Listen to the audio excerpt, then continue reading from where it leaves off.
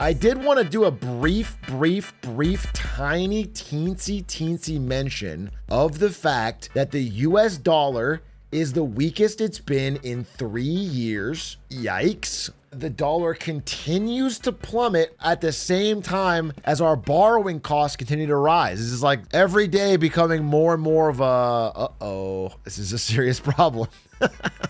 When is it going to stop? In comparison to the dollar, the euro is appreciating. The euro is getting stronger, which makes our imports from Europe more expensive. So it's bad. How about the yuan? I think the yuan's also crashing, to be honest. European and the yen are doing well. Why did it happen a month before it goes to Europe? No, you're literally going to experience this. You are going to go to Europe and things are going to feel more expensive than they would 2 months ago. Your trip would have felt awesome and relatively cheap, and now it's gonna feel more expensive. Things are gonna seem pricier. It's gonna be fucked up. It's like the reverse of all the Japan trips everyone's been having. As a Euro frog, will I see any of the benefits of the euro appreciating? I mean, appreciating versus the dollar means like your American imports will be cheaper. Anything you buy from America will feel cheaper. Things that are priced in USD will feel cheaper if you're paid in euros. Good time to visit America? Well, I guess so, but nobody is. I think our tourism is plummeting. I just saw that today. Look at this. The number of Europeans traveling to the US has cratered. Down 20% from Austria, 30% from Denmark, 30% from Germany, 8% from Iceland, near 30 from Norway, near 30 from Spain, 20 from Sweden, 20 from the UK. Just a massive tourism drop. So that's good. No new friends. We're definitely no new friendsing or old friends. We're just doing no friends. It is Sigma in a way. Is it the same as immigration? No, this is not immigration. This is tourism. This is travel to America to see our beautiful sights. I will say it's a little bit sad that this political and tariff kerfuffle is getting in the way of Europeans seeing the sunlight rise over the 405 in Los Angeles. Seeing the light hit the smog over an endless sea of traffic. That's a beautiful experience you're not gonna get anywhere else. And the fact that you're denied that because of this political problem is frankly sad. It's frankly sad. Oh yeah, I talked about this on the Patreon of Lemonade Stand. So it's worth mentioning that as this decoupling between America and China continues, they're gonna try a bunch of different. You know, it's like when in a sitcom, when they draw a line in paint down the middle of the house.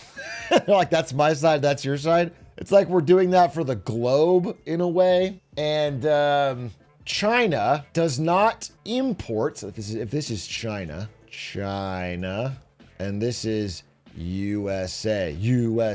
Obviously, we buy a lot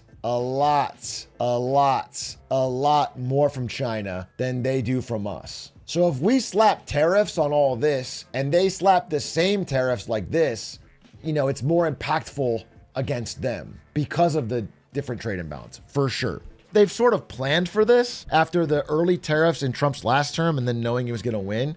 And they have a more concrete list of countermeasures that are designed to like equalize this tit for tat damage. And one of them is that they're going to ban all Hollywood movies, like no approvals, which, you know, it sounds like nothing, but is actually a big deal since most American movies make like a big chunk of their money in China now.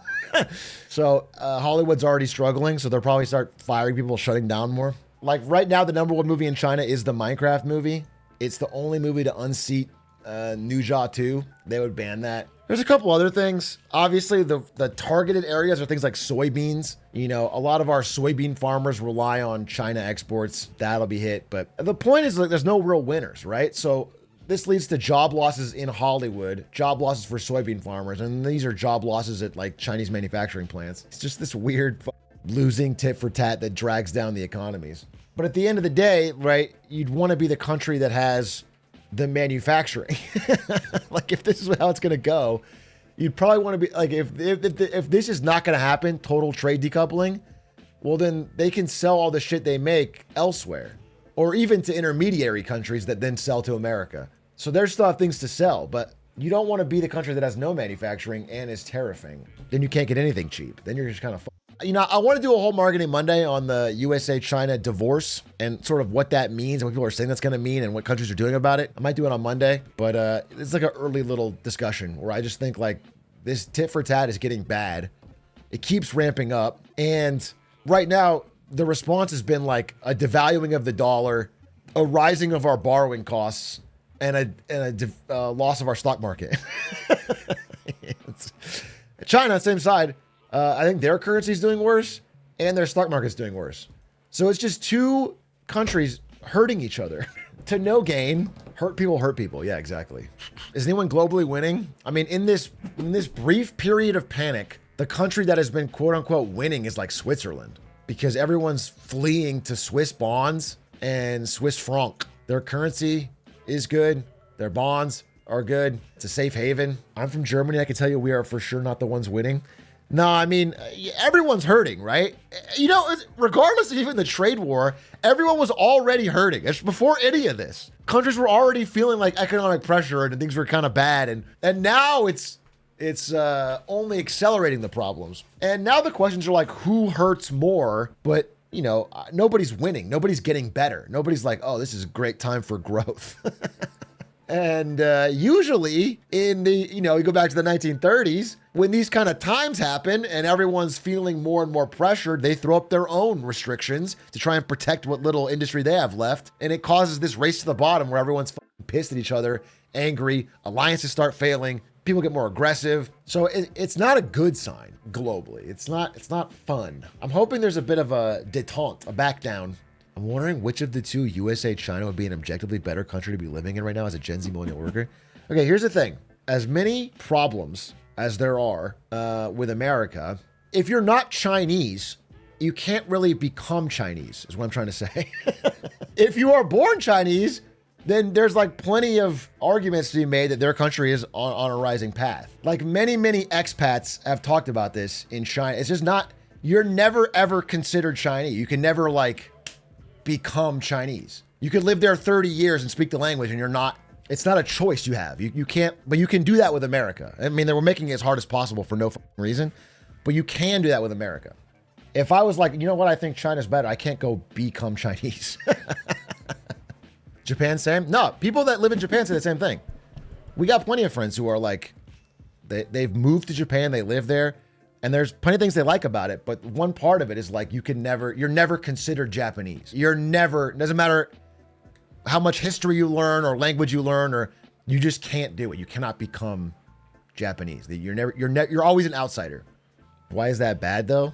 You can make your arguments whether it's good or bad, but what I'm saying is you don't have a choice then. You can't pick, well, I want to be here or here. I mean, you could live there, I guess, if you want to, but if you want to be a citizen, if you want to feel like you're part of part of the country, your hand is forced. You can't choose. Do you think us beefing with China would make Trump more likely to help Taiwan? Trump does not want to help Taiwan at all. He doesn't want to do it. He has no interest in doing it.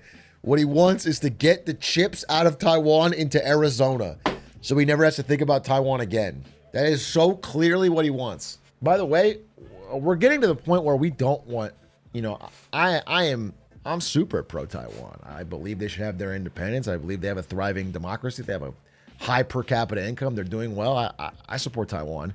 But I am like, the more the US and China decouple on trade, the less that could ever be solved diplomatically. The less there could be any kind of like, let's figure this out. And it makes me scared. It makes me more scared. I don't want anything to happen in Taiwan. I don't want any type of military conflict, because that is like a perfect powder keg for World War III. That is a perfect World War III powder keg.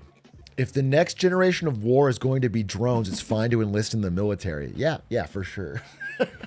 They're not going to put a beautiful human life at risk. That's one thing I'm sure of. Unironically, though, I think they're actually moving past this altogether, but there's a brief period where if you were good with an Xbox controller, you could fly a drone. But now I think they're like autonomous drones. I'm a KBM player. Dude, the guy that can't fight in the military because he doesn't know how to use an Xbox controller. He's only good at the keyboard and mouse. VR drones? I think they're just moving past a human altogether, is my understanding. Is that the latest drones don't even need a human. They're just autonomous.